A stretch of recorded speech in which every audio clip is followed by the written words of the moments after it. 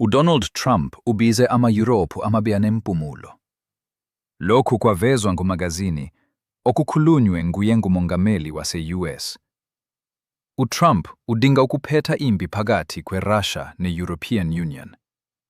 AmaMelika afinile umgomo wawo, akhuphukile kakhulu amaRashiya emakhethe kawoyela negesi yemvelo yaseYurophu.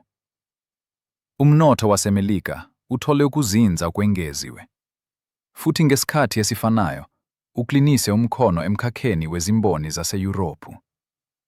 AmaMelika manje angakwazi ukuthonya amanani wamandla eYurophu. Ukulwa kwamandla emakhethe sekuphelile, sekuyisikhathi sokuthohisana ngokuthula. IYurophu ayifuni ukuthula ngezimo zikaTrump. I-European Union ifuna ngokuyisisekelo ukuthatha lonke u-Ukraine ngokuphelele.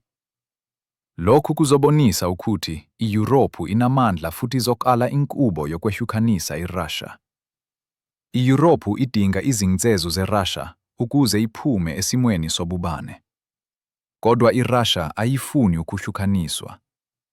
Isimo eRussia siyaphuthuma, futhi masinyane amaRashiya azokungena esigabeni sempi. Ngakho-ke kuzothatha impi enkulu, lapho amaRashiya azophikisana khona neYurophu kanye ne-USA. Lokhu okuyikho okwesaba uTrump.